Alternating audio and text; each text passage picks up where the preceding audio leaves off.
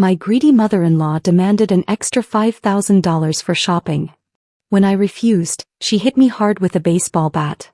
I collapsed, and my husband just stood there, watching this drama unfold without intervening. That night, filled with anger, I left the house, determined to reclaim my life. By morning, they woke up to a shocking surprise. My name is Lisa, and I want to share my story, a tale that began with dreams of love but spiraled into a nightmare. At 29, I was thriving as an online entrepreneur in Dallas, Texas, earning $30,000 a month. To outsiders, my life seemed perfect, working from home, setting my own hours, and enjoying financial freedom. But behind closed doors, my marriage to Ryan had turned toxic, with his controlling mother, Evelyn, pulling the strings. It all began when Ryan lost his job 8 months ago. I took on the burden of our household expenses, hoping to support us through a rough patch. But instead of gratitude, I was met with relentless demands, primarily from Evelyn. Evelyn was always watching, her eyes gleaming with greed. In her late 50s, she had expensive tastes but no intention of contributing. Her requests started small, a few $100s for a luxury resort trip. Ryan encouraged me to give in, saying, "It's just a little something to make her happy." But the demands escalated. One evening, Evelyn declared, "I need $5,000 for a shopping spree. You can afford it." Her tone was authoritative, not requesting but commanding. I refused, explaining, "I'm already covering everything, the mortgage, utilities, groceries. I can't keep funding luxuries." Her face twisted with contempt. "You think because you earn a little money, you can ignore your responsibilities? This is your family too, Lisa." Family? That's what she called this exploitation? I shot back, "Family doesn't treat each other like this. Maybe you should talk to Ryan about contributing instead." That's when she snapped. She grabbed a baseball bat and hurled it at me.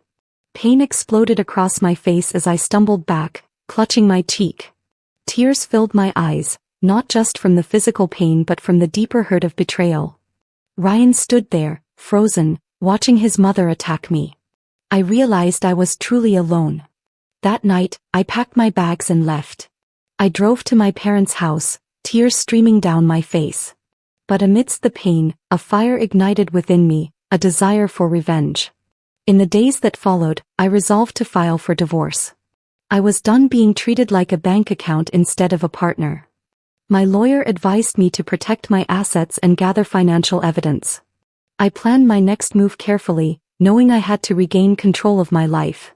A week later, Ryan and Evelyn showed up at my parents' house. Their faces were a mix of guilt and desperation. Ryan started, "Lisa, we're sorry. We want to work things out." Evelyn chimed in, her tone uncharacteristically soft, "I acted terribly, and I regret hurting you. Let's put this behind us. We're family." Family? That word again. I wasn't buying it. I crossed my arms and said, "If you want me back, you need to transfer the house into my name. That's the only way I'll even consider it." Evelyn protested, "You can't be serious. That's too much." I stood firm. "After everything I've endured, it's the least you can do. Take it or leave it." Defeated, they agreed. A week later, I signed the papers, officially taking ownership of the house. For the first time, I felt in control. But Ryan's demeanor shifted as we finalized the deal. His desperation turned into something darker. "You'll regret this, Lisa," he warned. Evelyn added, "This isn't over." I didn't flinch. "No, it is over. I'm reclaiming my life, and there's nothing you can do about it." With the house in my name and the divorce filed, I finally felt free. Yet, I knew they wouldn't give up easily. But I was ready for whatever they threw at me. This was my time to rise above their manipulation and fight for my happiness. And this time, I wouldn't back down. As Ryan and Evelyn stormed away from my parents' home, I stood in the doorway, my heart pounding in my chest.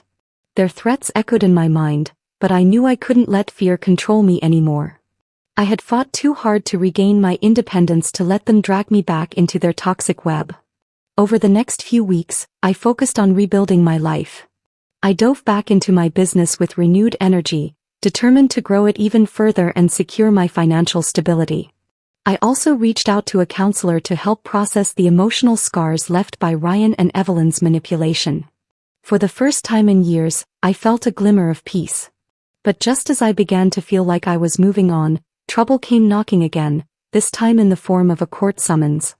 Ryan had filed a lawsuit against me, claiming that I had coerced him into transferring the house into my name.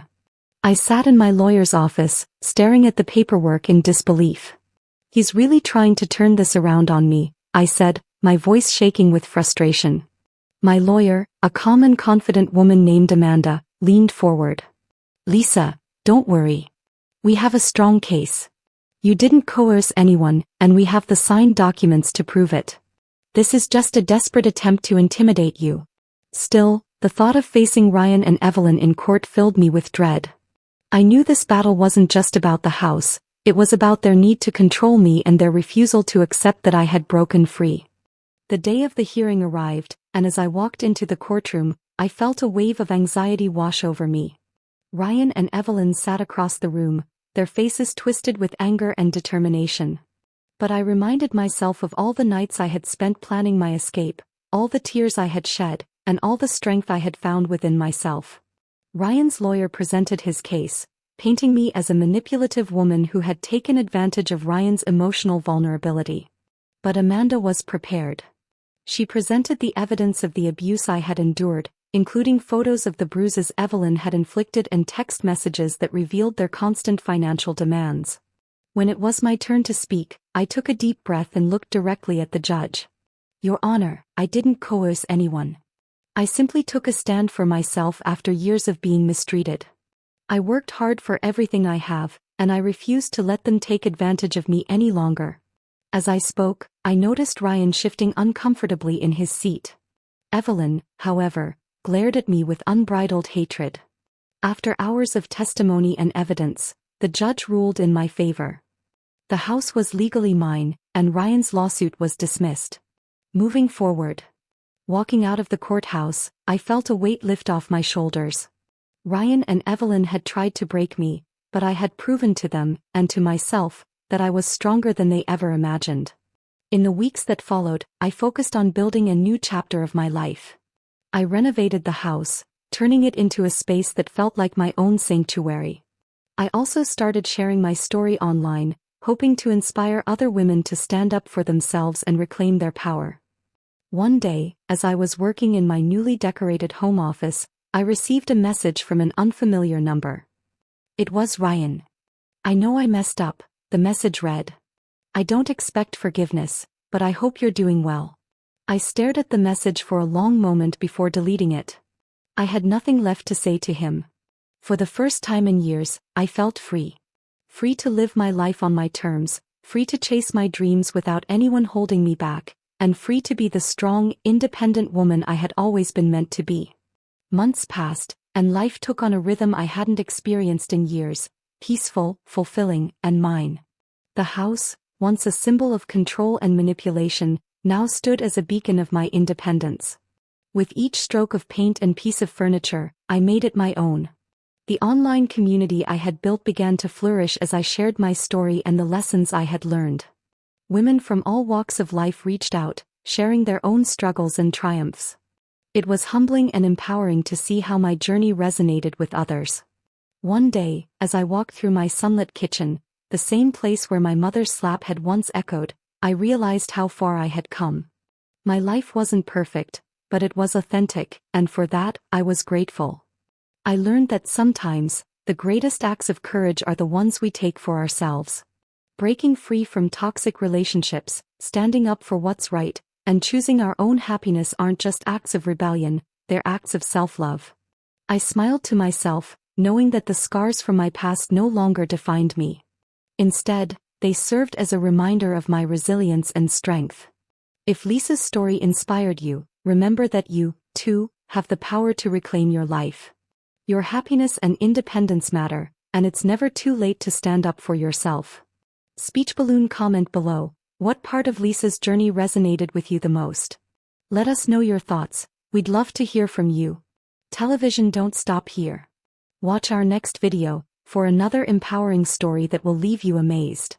Loudspeaker, subscribe to Warrior for Justice and turn on notifications so you never miss an inspiring story that could change your perspective. Your support helps us bring these impactful tales to life. Red heart, like this video if you believe in the power of standing up for yourself, and share it with someone who might need a little encouragement today.